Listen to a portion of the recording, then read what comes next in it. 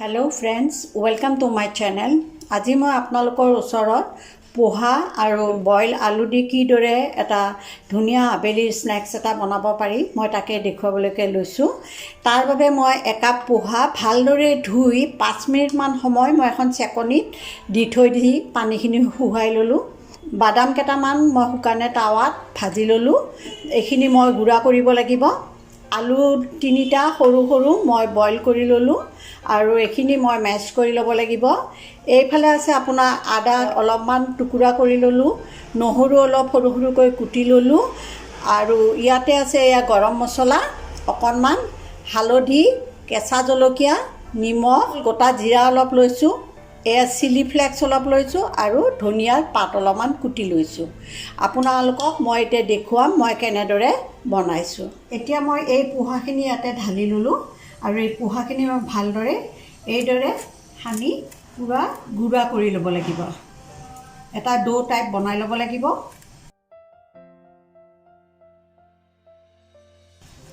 আনহাতে ইয়াতে মই এয়া বাদামখিনি মই গুড়া কৰি ললো মিক্সিত আৰু আলুখিনিও মই সানি থৈছো। এইখিনি আগতে মই সানি লওঁ। এতিয়া মই এয়া গোটেইখিনি পোহা মই ভালদৰে এইদৰে মঠি ললো। মোৰ এইখিনি এতিয়া হৈ গৈছে। এতিয়া ইয়াতে মই এই আলু যিখিনি বইল কৰি সানি থৈ দিছিলোঁ সেইখিনি ইয়াতে দি দিম। কেঁচা জলকীয়া কুটি লৈছিলোঁ এটা, এয়া দি দিলোঁ। হালধি অলপ দি দিম। গোটা জিৰা আছিলে, জিৰাখিনি দিলোঁ। তাতে আদা কুটি থোৱা আছিলে, আদাখিনি দিলোঁ। এয়া নহৰু আছিল, নহৰুখিনি কুটি দিলোঁ। চিলি ফ্লেক্স অলপ লৈছিলোঁ, এয়া দিলোঁ। এয়া গৰম মছলা অলপ দি দিলোঁ, আধা চামুচমান, আৰু ধনিয়া পাতখিনি দিলোঁ আৰু এই বাদামৰ গুড়াখিনি ইয়াতে ঢালি দিলোঁ। দি আন্দাজ মতে মই ইয়াতে এতিয়া নিমখ অলপ দি দিছোঁ। দি এইখিনি মই গোটেই ভালদৰে সানি ল'ম। এইদৰে গোটেইখিনি মিলাই লওক। এইদৰে আপোনালোকে গোটেইখিনি মিক্স কৰি সানি ল'বলৈকে লাগে। এয়া দেখিবলৈ পাইছে মই ধুনীয়াকৈ এইখিনি বনাই ল'লোঁ। তাত তেল অলপমান ঘঁহি ল'ব লাগিব। এইদৰে ঘঁহি ল'ব আৰু অলপ অলপকৈ এইখিনি লৈ এইদৰে লাৰু কৰি যাব। এইদৰে শ্বেপ দি যাব। আপোনালোকে নিজৰ মনেদি যেনেকুৱা ধৰণৰ শ্বেপ দিবলৈ বিচাৰে তেনেকুৱাই দিবলৈকে পাৰিব।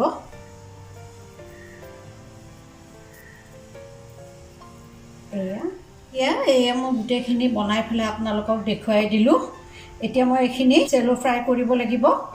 মই তাৰ বাবে এখন টাৱা এখন গেছৰ ওপৰত বহাই দিছোঁ।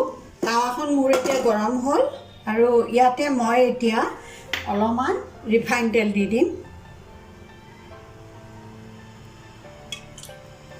এতিয়া মই এটা এটা কৰি ইয়াতে বহাই দিম।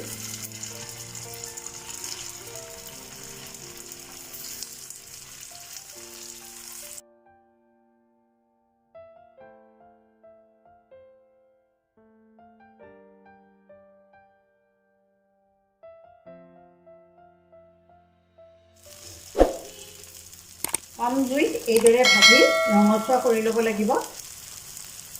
এয়া দেখিবলৈ পাইছে আপোনালোকে ধুনীয়াকৈ ৰঙচুৱা হৈ মচমচীয়া হৈ ভাজিলোঁ।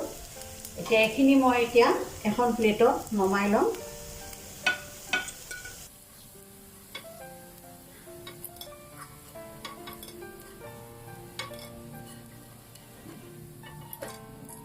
আৰু বাকীকেইটাও মই এইদৰে ভাজি ল'ব লাগিব।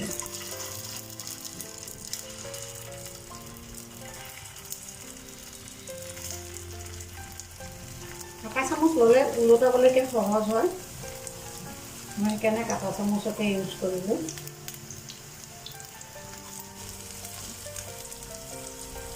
এটাও নমাই লওঁ লাহে লাহে।